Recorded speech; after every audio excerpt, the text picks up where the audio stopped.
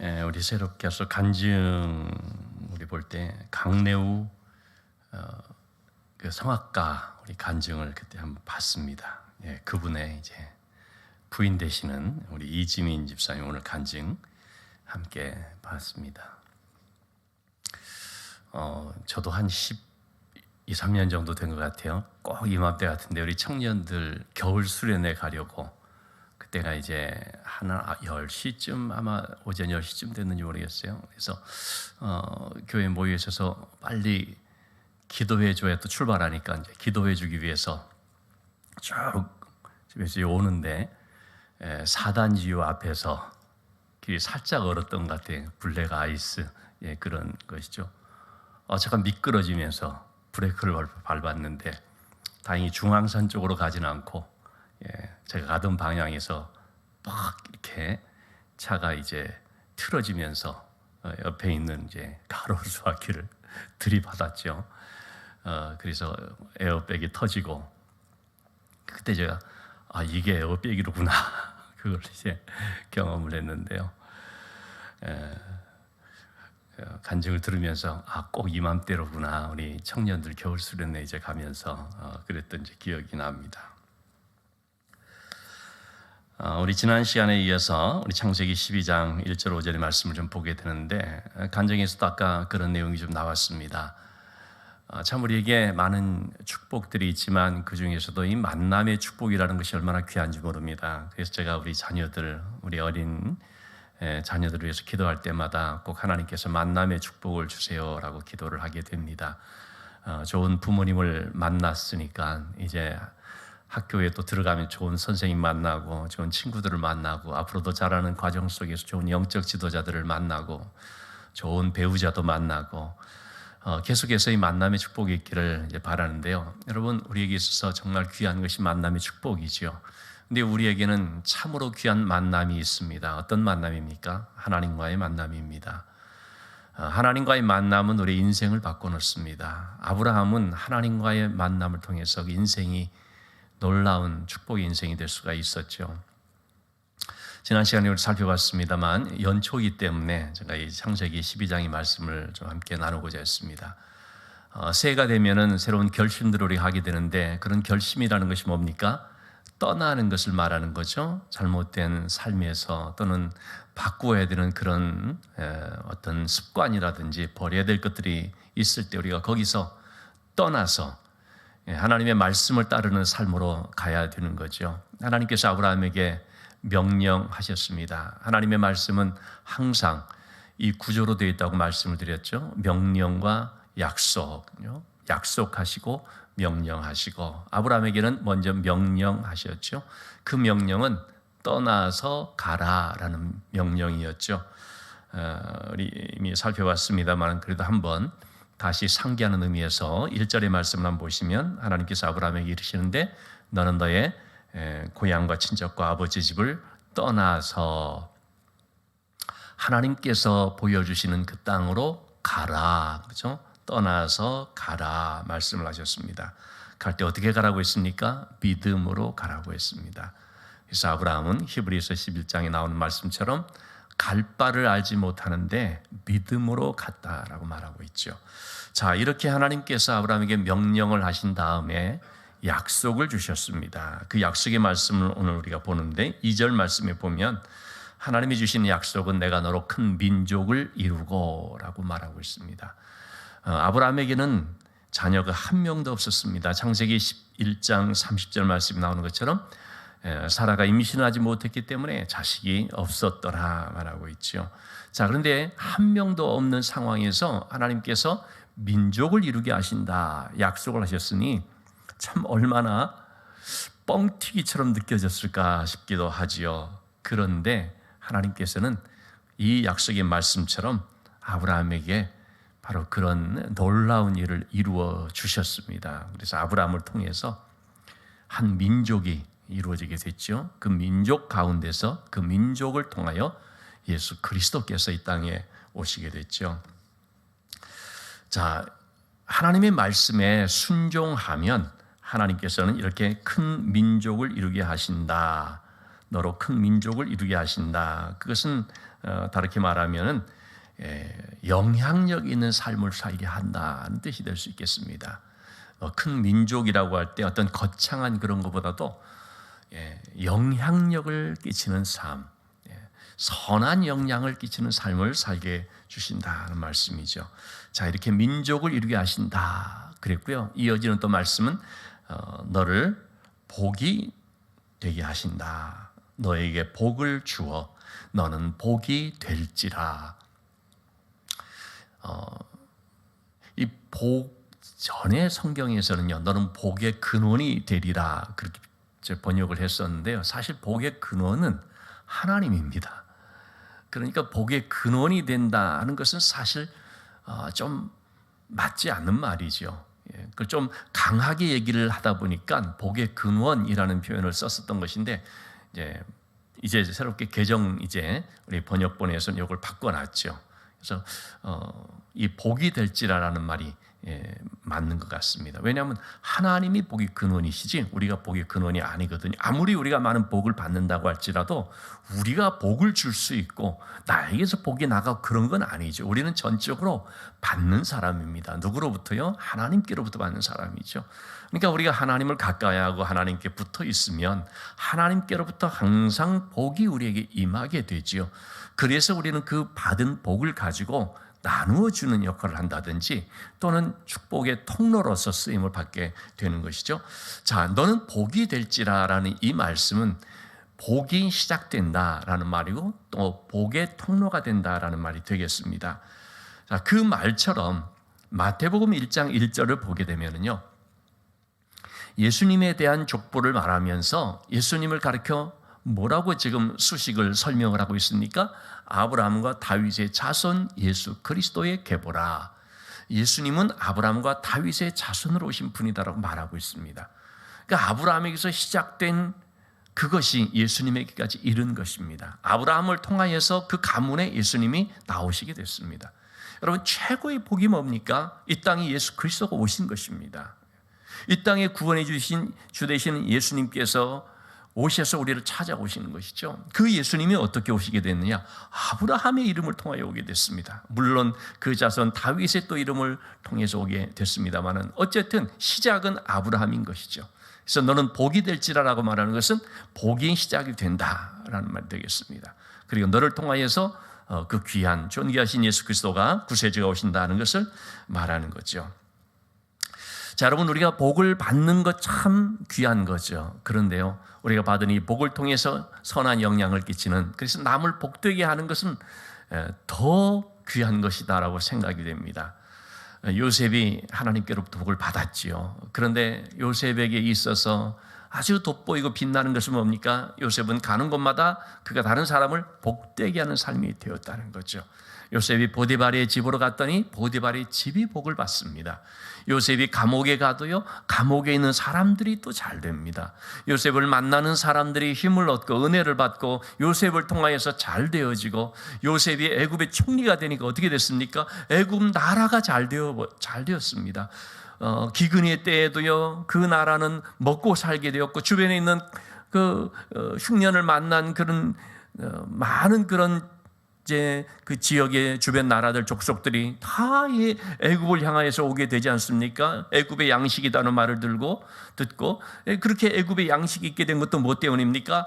이 요셉이 이러한 행정적 그런 모든 통치들을 잘했기 때문이었지요. 풍년이 때에 모든 양식들을 낭비하지 않도록 잘 모아들인 다음에 그것도 썩지 않고 상하지 않도록 아주 참 과학적인 방법으로 아마 잘 저장했을 것 같아요. 그래서 싱싱하게 곡식들이 비축되도록 해놓으니까, 그러니까 이 흉년의 때에 먹을 것이 없는 사람들이 다 이 요셉을 향하여 오지 않습니까? 그때 요셉이 어떻게 합니까? 창고를 열어서 곡식들을 나눠주죠. 참 그런 점에 있어서 여러분, 우리가 요셉을 부러워할 만한데요, 그 다른 것보다도요, 자신의 창고를 열어서 양식이 없는 사람들에게 양식을 나눠줄 수 있는 이런 요셉의 지혜와 품성, 넉넉함, 우리가 이런 것을 좀 부러워할 만하고 본받을 수 있어야 한다는 것이죠. 열심히 쌓아두고요, 열심히 모아두긴 하되 나 혼자 잘 먹고 잘 살고 뭐 내가 누리기 위해서 그런 것이 아니라, 정말 필요할 때에 창고를 열어서 다른 사람에게 나눠줄 수 있도록 하기 위해서 그렇게 준비하는 것, 그것은요 어리석은 부자하고는 완전 차원이 다른 거죠. 어리석은 부자, 누가 보면 12장에 나오는 그 부자는 어떻습니까? 이제 아주 풍년이 들어서 많은 소출을 얻게 되니까 지금도 넉넉한데, 지금도 창고가 가득 찬데, 그러니까 창고를 더 지어서 그냥 다 쌓아두죠. 그러면서 뭐라고 합니까? 내 영혼아, 이제 먹고 마시고 배불리 이렇게 지내자. 나 혼자만을 위해서, 자신만을 위해서 그렇게 이제 해놓은 사람이잖아요. 그리고 영혼을 위해서는 아무것도 준비가 되지 않은 사람. 그래서 하나님께서는 그에게 오늘 밤 너희 영혼을 찾으면 네가 준비한 것이 누구의 것이 되겠느냐? 참 어리석다라는 말씀을 하셨죠.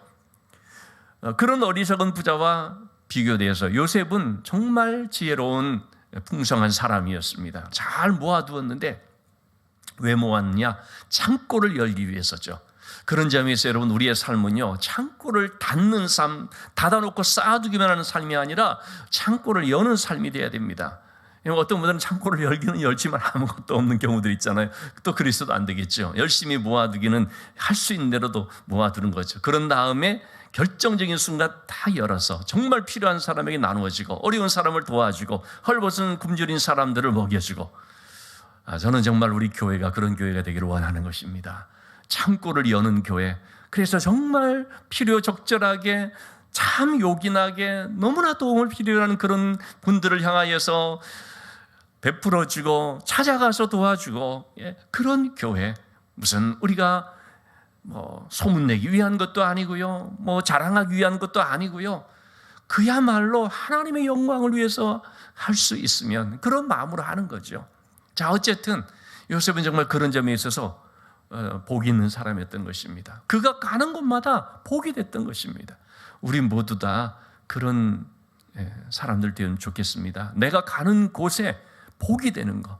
내가 그 직장을 들어갔더니 그 직장이 복되고요, 내가 있는 가정이 복되고요, 내가 간 학교가 복되고요, 내가 만나는 그 사람이 복을 받고요, 너 때문에 잘 된다라는 말을 들을 수 있는, 여러분, 이것이 바로 아브라함에게 주신 하나님의 축복이라고 생각이 됩니다. 자, 3절의 말씀에서 또 하나님께서 아브라함에게 주신 복이 뭡니까? 너를 축복하는 자에게 내가 복을 내리고 너를 저주하는 자에게 내가 저주하리라. 이 말이 뭐겠습니까? 내가 너의 편이 되어주겠다는 것입니다. 여러분, 하나님은 누구의 편이 되어줍니까? 하나님의 말씀을 믿고 순종하는 사람입니다. 그런 사람에게 하나님께서 편이 되어주시면 누구도 그 사람을 함부로 하지 못합니다. 하나님이 내 편이 되어주시면 두렵지 않습니다. 사방에 적들이 진을 치고 있다 할지라도 나 두렵지 않다고 고백하게 됩니다. 하나님이 나의 편이시기 때문에. 그런 하나님이 내 편이 되어주시기 위해서는 내가 먼저 하나님 편에 서야 되죠.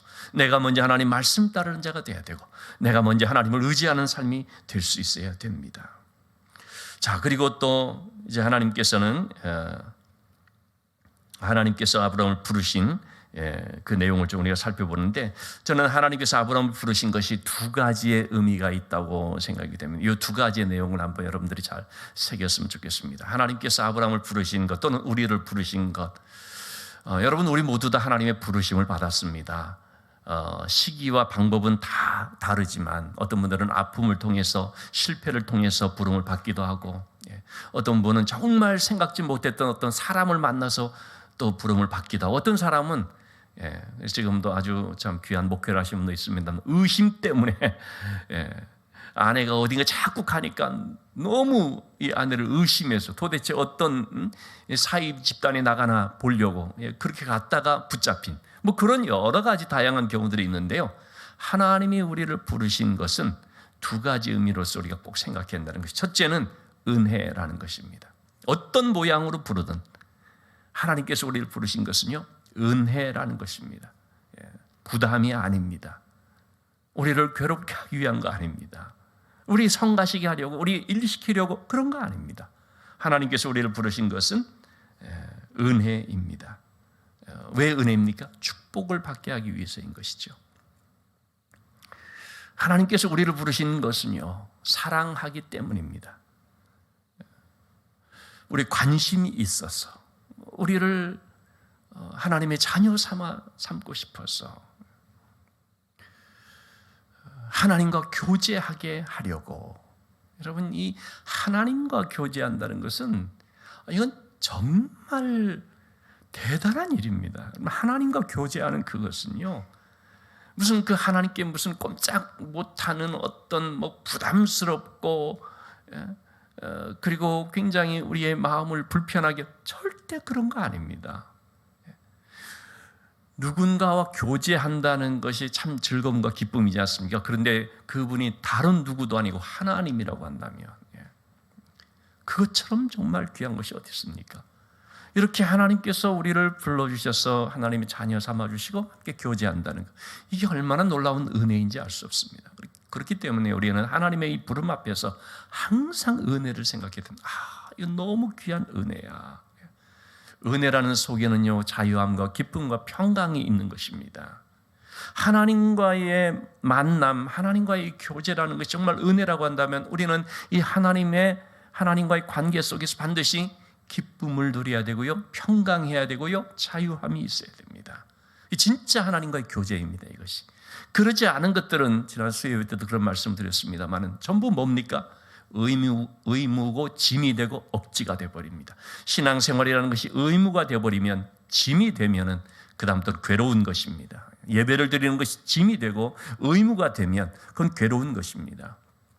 오늘 우리가 심야에 나와서 기도하는 이것도 하나의 짐이 된다거나 의무사항으로 되면은요, 그거 정말 힘들고 괴로운 것입니다. 신앙생활 왜 우리가 그렇게 합니까? 근데 그렇게 하는 분들이 많이 있어요. 이게 어쩔 수 없이 그걸 가리켜서 율법적이다, 율법적 행위다라고 말하는 것이죠.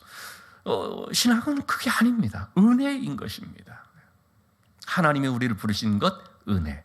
두 번째, 하나님이 우리를 부르신 것은, 부르심의 의미는요, 거룩입니다.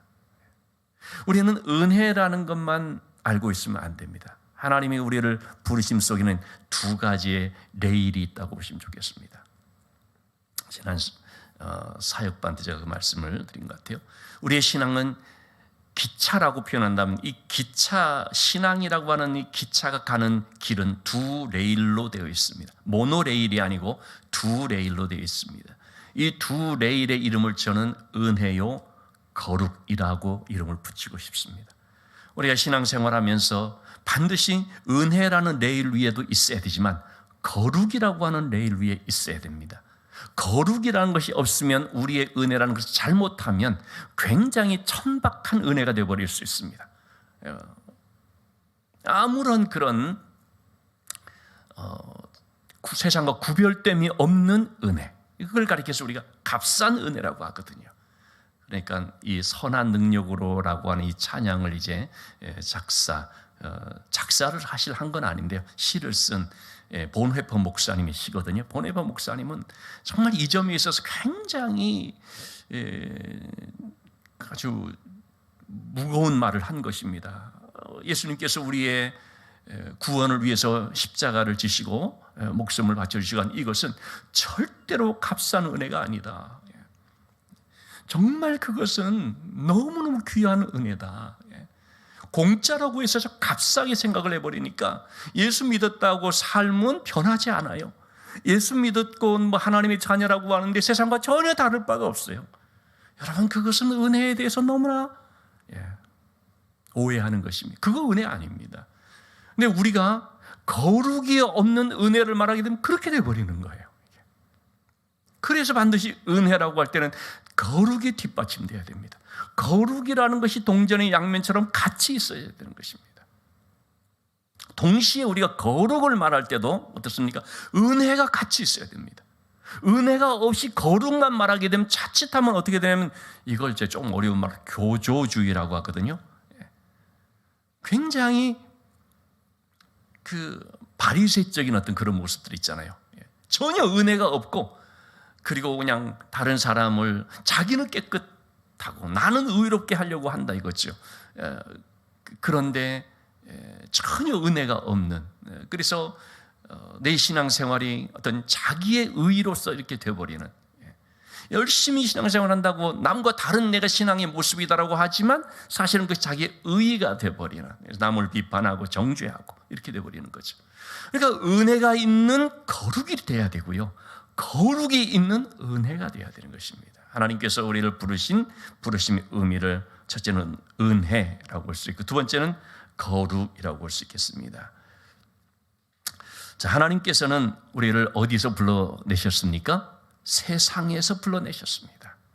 아브라함을 부르실 때 어디서 불렀습니까?